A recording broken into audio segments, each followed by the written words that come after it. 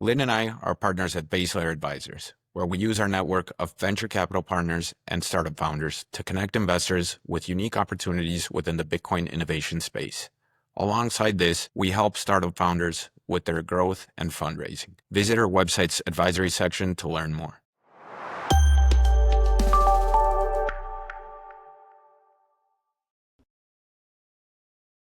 Welcome to the Build with Bitcoin podcast. I'm co-host Israel Munoz, and along with Lynn Bairstow, today we have a highlights episode where we're going over the recent content of the 5 guests we've had on. And today we'll be going over two primary themes.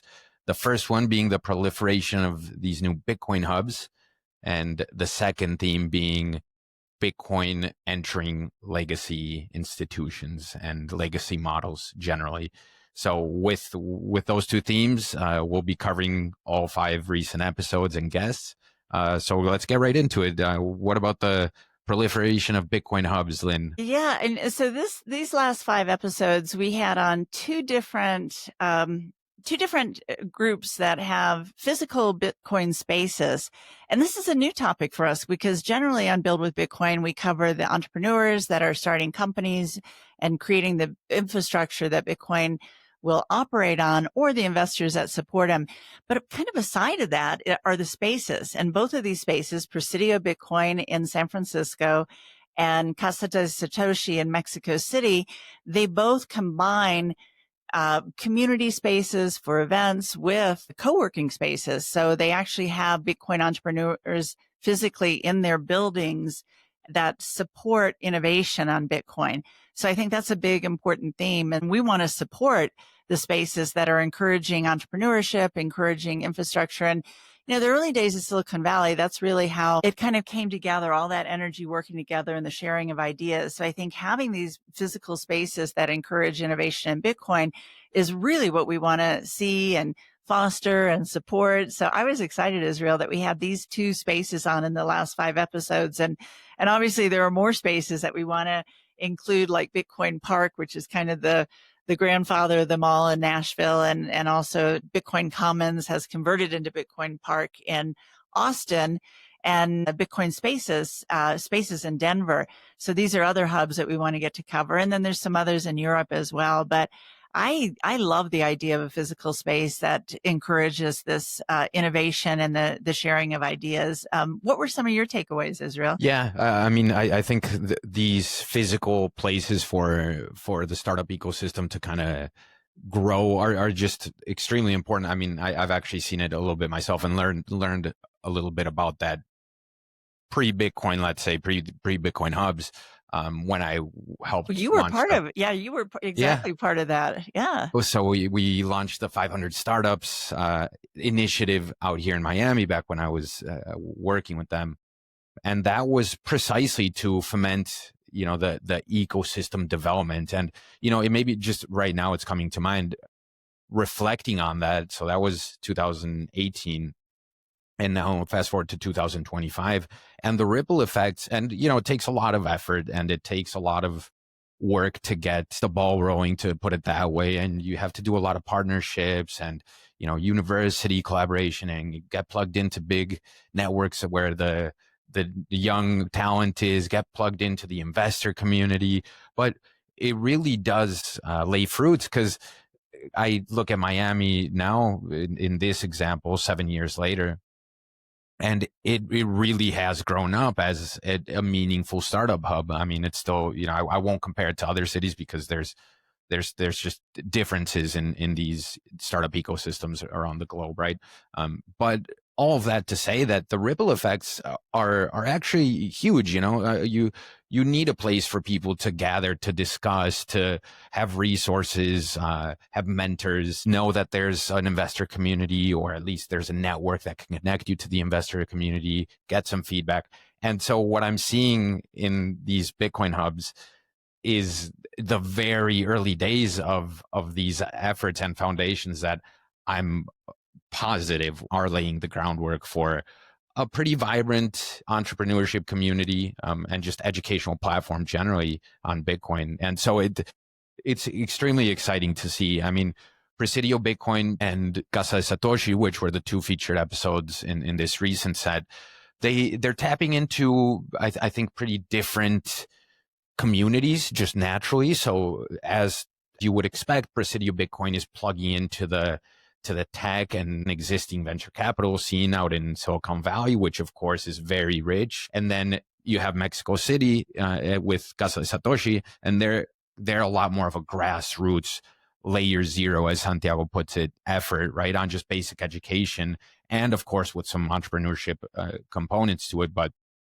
I think they're naturally plugging into just the realities of their respective communities and cultures, but with the shared mission, really, which is just collaborate with collaborate with investors interested in getting involved, and lay the foundation for this physical space to interchange ideas, right? And so I think both spaces in their own way are doing a lot for under a year that they've both been in existence, really. So I loved both episodes. I mean, as you would expect, different flavor, Silicon Valley and Mexico City, but it's a wonderful initiative that they have going, and it'll pick up, I'm certain. Yeah.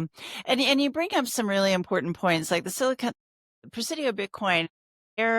They've done some incredible events, and again, they're under a year in operation, but they just ran that quantum computing summit that examines how quantum computing could impact Bitcoin and what's being done to kind of alleviate that threat, or just talk about how real that threat could be. AI is a really strong focus, and they have some of the entrepreneurs and residents that are working on that, and they're planning some summits, and they're having an upcoming summit with venture capitalists to kind of educate, because I think Silicon Valley in general has really gone more for tokenization and more of the crypto, just exploring the different other avenues and not being as involved in Bitcoin. And so I think the leadership of Presidio Bitcoin is really trying to bring in some of the great minds in Silicon Valley and say, hey, you're kind of missing the really important layer here with Bitcoin. And in Mexico City has been a super strong hub in entrepreneurship in terms of fintech, and meeting the financial challenges of the region and having greater inclusion, having greater tools. I mean, completely different environment in terms of how financial technology has what needs it meets. And so it seems natural that Bitcoin would be a perfect fit for that. Yet it hasn't really been adopted for some of the same reasons that crypto tends to, catch the attention with the strong marketing departments of the different other blockchains and projects. So, Casa de Satoshi is really meeting an important need. And I love the fact that they're really going deep into the university alliances, and it's a younger, the demographic in Mexico City is much younger than in Silicon Valley, and the builders in the community, which I've been a part of the Mexico City startup ecosystem for over 10 years now. So I know it well, and just love seeing the incredible traction and growth of the attendance of which I see personally in the Casa de Satoshi, how they're bringing in different sectors, fintech, Wall Street, real estate interested. So the crowds the themes that they choose to talk about at their 101 or basic series are, really hitting different factors in the community. So it's a wonderful contrast to see. But I think to your point, Israel, both will will continue to emerge as really important factors in the builder space, the innovation space, which we love to cover. Yeah. And as you mentioned there, they really are putting on some very high quality workshops and events, really great efforts that they're both doing. And maybe just, final comment on this theme. I think these hubs are just so important as well for an entrepreneur, because the entrepreneurship path or journey, it can be kind of a lonely one, right? I mean, not many people may understand or be supportive as to why you're doing what you're doing. And then add in a second layer to that, which is Bitcoin, which is still, misunderstood by 80-90% plus of people. And that can also be a pretty lonely path as well when you're working in that space. Having just that that social layer and the physical community space to gather and exchange, thoughts with other people that are also working on innovation, entrepreneurship, and then Bitcoin, of course, which is the core of these hubs, I think is just extremely important. So, yeah.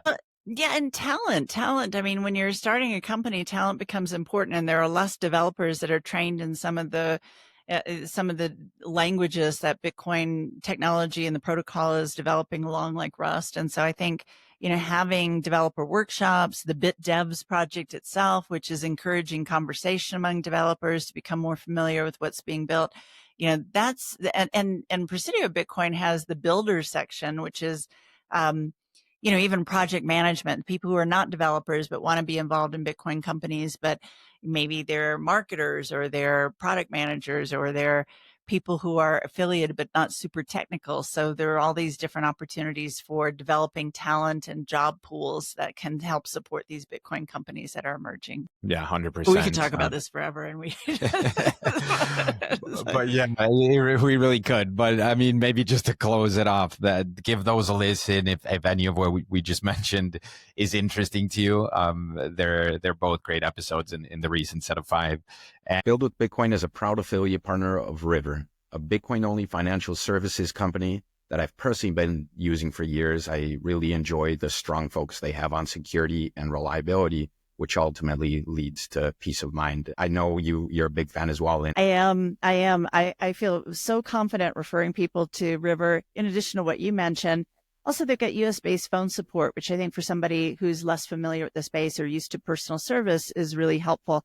In addition, they have a private client services division. So if you're looking to invest 100,000 or more, they have a special suite of services designed for you, whether you're a high net worth individual, a family office, or a trust. I also really appreciate the continued improvements they make in the back end so that reliability and security continues to be really apparent. They additionally also have US dollar cash deposits paid out in Bitcoin. They have a yield product for that, which is an interesting alternative way of accumulating Bitcoin. Overall, fantastic suite of services. If you're interested in onboarding or opening up an account at River, use partner.river.com/buildwithbitcoin for personalized onboarding. And moving on to the second theme is Bitcoin entering legacy infrastructure generally, right?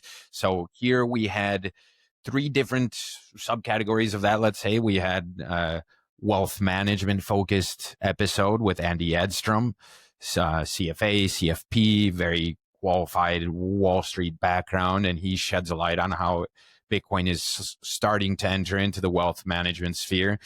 We had an episode with Scott Diedel's a co-founder at the Startup Block Rewards, and they're working on integrating Bitcoin into just general employee benefits and compensation incentives packages for big companies. Then we had an episode with Joe Consorti from Horizon, and that focus is on real estate. So if it's not clear, all of these are pretty legacy institutions and infrastructure generally.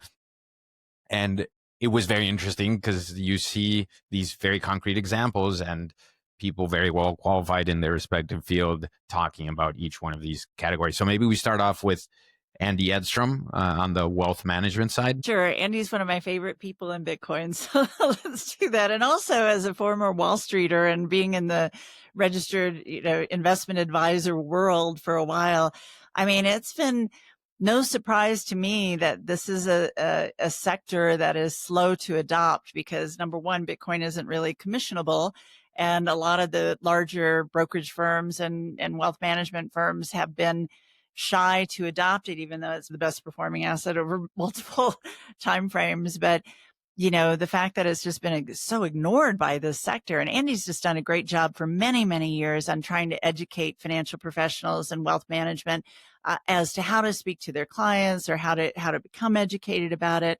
What are the risks from a reputational standpoint that you have as a wealth advisor for not recommending Bitcoin or at least exploring it or becoming more knowledgeable about it? So Andy just gives a real, he thinks that we're still very early, that he still has a lot of friction and realizes that not that many of wealth managers are even paying attention to it yet, which is kind of surprising, but he's got a big job ahead of him. And I think he's been laying the groundwork for it, and, worked at multiple firms to kind of help develop products that help financial managers and wealth managers, be able to be more comfortable with this sector. What were your takeaways with Andy's segment? Yeah, Andy just does a very good job articulating the framework around Bitcoin and how you should think about it as a new and emerging asset class. So I think he's got a special talent for that. He's, as we mentioned, very well prepared, and it comes from he knows how traditional asset allocators and wealth managers think. So he just puts Bitcoin into perspective in a very good way. I would recommend anyone listening, whether you're a beginner or, expert in Bitcoin, it's an episode worth listening to, because we get into right now what Andy still sees as some of the risks as well. So he has a very well balanced approach to how he looks at Bitcoin. He does get into what he sees and the probability that he sees around, certain risks in the market and things that could affect Bitcoin. We get into that in that conversation, into a little bit of the Bitcoin treasuries or reserves for a private and public company, and how those are two very different frameworks as well. So highly recommend that episode for just basic thinking on this new asset class. And as you mentioned, then he makes it clear that we still have quite a bit of work ahead of us, because he does have that insider perspective, right? I think he mentioned something like 9 out of 12 financial advisors probably still are just completely ignoring this new asset class. I believe that's the figure he used. I mean, I think 2025 has definitely been the year that everybody thinks that Bitcoin, Wall Street is coming to Bitcoin, or the financialization of Bitcoin, or what I love what Marty Bent says, the Bitcoinization of finance. But there's a long way to go, and it hasn't yet trickled down. Maybe we're seeing at the higher level with the ETFs and some of the, investment products that are being designed for it. But, when you come to a typical broker, wealth manager talking to their clients about Bitcoin, they're not going to talk to somebody unless they understand it. And it takes time to understand it. So, I know a lot of my friends say, oh, my wealth manager says, don't touch it. It's too risky. It's too volatile. And and I just get so sad to hear that. I think people just are not taking the time to do it. So hopefully Andy can help, with his tools, with his book, with some of the work he's doing, help financial and wealth managers feel a little bit more, have something available to that they can relate to, that help them learn and get up the learning curve. Yeah. And it is making some strides, right? We're still got a long ways to go, but it is clear that Bitcoin is making inroads into this wealth management industry. So yeah, I highly recommend Andy's episode. Then we had Block Rewards on. That was Scott Diedel's, the co-founder at Block Rewards. Very interesting industry as well, which I, at least prior to researching, the HR and benefit space to prepare for Scott's episode, I was not as familiar with that industry, but also not surprising, pretty sizable industry, right? So they're taking the approach of basically providing software solutions that can just easily integrate into the existing infrastructure that most benefits providers use today, and basically plug in a Bitcoin compensation and incentives plan into that, right? So very early days for Block Rewards, but what were some of your takeaways, Lynn? Well, I love this episode, and I actually did quite a bit of work when I was at Merrill Lynch with employee benefit programs, and designing like managed money programs for employee benefits. So I'm very aware of it, and I'm aware of how important it is. So it's kind of the flip side of, with Andy, we're talking about wealth managers and high level wealth. With Scott, employee benefits, we're talking about people who put a portion of their savings, or they're matched by their employer, and they never really look at it. And so, as you and I know, that just like, dollar cost averaging and putting little bits can make a tremendous difference when you look at, investing in Bitcoin over long periods of time consistently. And so the early takeaways that Scott's seeing is the increase in loyalty to companies from employees that have started investing in Bitcoin and then all of a sudden just see this opportunity of wealth that they never thought possible before, and the increase in their savings. Because, if most people just don't want to be stock pickers and traders and things like that. They're too busy with their lives and their work. And if you just put it in Bitcoin and it saves, the historic, increase in that over the last 10 years has been tremendous. And so, I think Scott seeing this, being a real Bitcoiner, and then creating a product that allows this to be offered. And right now it's in Canada, but they'll be releasing it in the US shortly. I mean, I just think he's really hit on an important way to just get some talking about grassroots, adoption with just by having this option. And he said that some of the biggest the biggest gains in the companies are just water cooler talk, that, employees are just sitting around talking, and somebody who's been investing in Bitcoin tells their friends, and their friends start looking at the increases compared to like the S&P 500 pool that they invested in. And it's like they switch it around. Yeah, it's a great product that they're building. And I also, I mean, Scott's just such an impressive guy, and he wrote this book like the Zen of Bitcoin too. So he has this super interesting perspective of both Bitcoin and then having this product and being in the employee benefit space for a long time. So I loved that conversation with Scott. I just found he was a fascinating person to talk to, and just enjoyed his journey, and why he feels so passionate about creating this tool that enables broader savings and investment in Bitcoin across, all different realms of individuals. Yeah, you hit on the most important aspects of the episode, I think, Lynn. The Tao of Bitcoin, I believe, is the name of his book. Yes. Yeah, and I met him in person recently, and I was telling him this is why I told him I think you guys are going to make it big, because which, by the way, they also have a great team. Yes. So yes. his co-CEO and co-founder, very qualified, and just generally they're if you go onto their website and look at it for yourself, but they have a very high talent bench on their team, and they're going to be creating lots of different products on this compensation and benefit side that just makes it easily blend into traditional tools for putting away money for the long term for an employee. And you hit on a super key point, Lynn, where, looking at the other side of the coin as opposed to wealth management, which is just basically people who already have quite a bit of wealth and are looking to conserve it, right, and make it grow. What I really like about this blending Bitcoin into traditional employee benefits and incentives is that you're plugging in a super powerful savings technology into something that people, I mean, it's not something that eats into people's disposable income. It's not having to think about putting money into Bitcoin based on the cash you have, which is just a different mindset, right? I mean, right. If you really strip it down to these benefits plans that companies offer, I mean, as an employee, you're not thinking much about what's really going on behind the scenes. I mean, it's, for most people, it's of some sort of fund administrator. I mean, the thought process is basically, I'm just going to put a small percentage of my paycheck that I can basically ignore and just basically pretend like I never received it, right? And the purpose of that is for it to be long-term growth, right? For my future.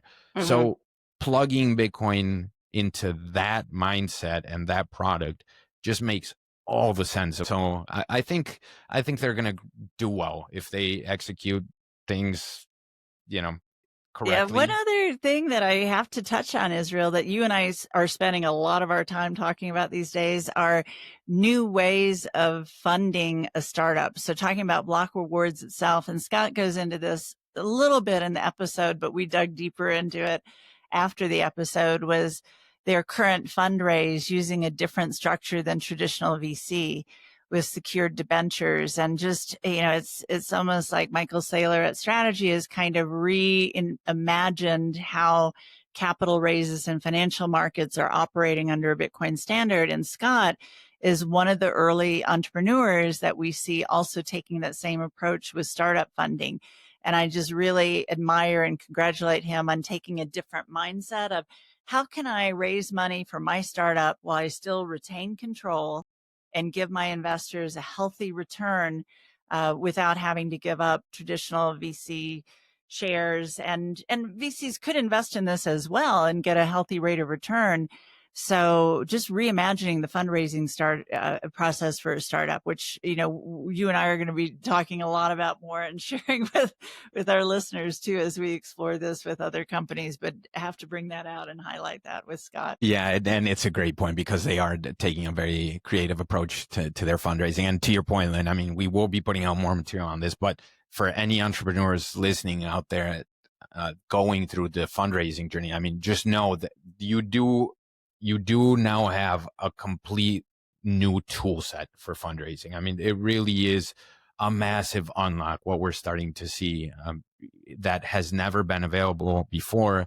And this new extremely liquid savings technology, it's just unlocking a lot of different ways of thinking about fundraising and how you align incentives, how you perhaps retain more ownership of your company. So yeah, we'll leave that conversation for another time, but a great point, Lynn, and we do get into a little bit of that with Scott. And the last episode of this series was an episode on real estate and Bitcoin with Joe Consorti from Horizon, and they're allowing people to basically tap into their home equity and essentially exchange it for Bitcoin without any initial, cash outlay or new loan.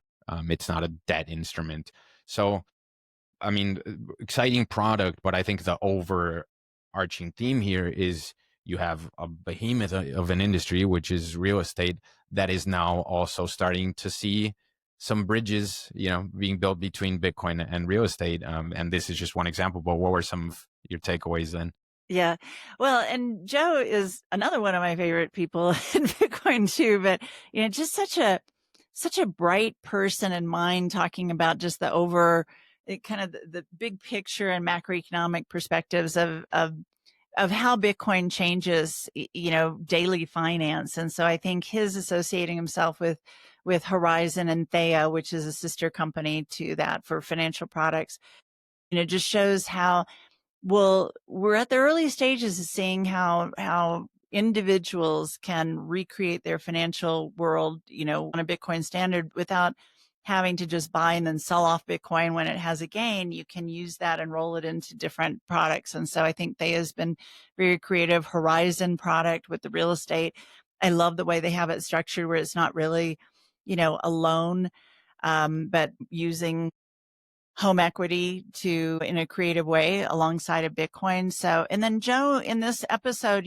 gets into kind of bigger pictures about, there has been a real shift in home ownership, in that younger generations or newer, are feeling hamstrung and not able to purchase homes. And so this just provides, Bitcoin kind of unlocks opportunities for home ownership in this demographic that hasn't been available before. So I think it's really important.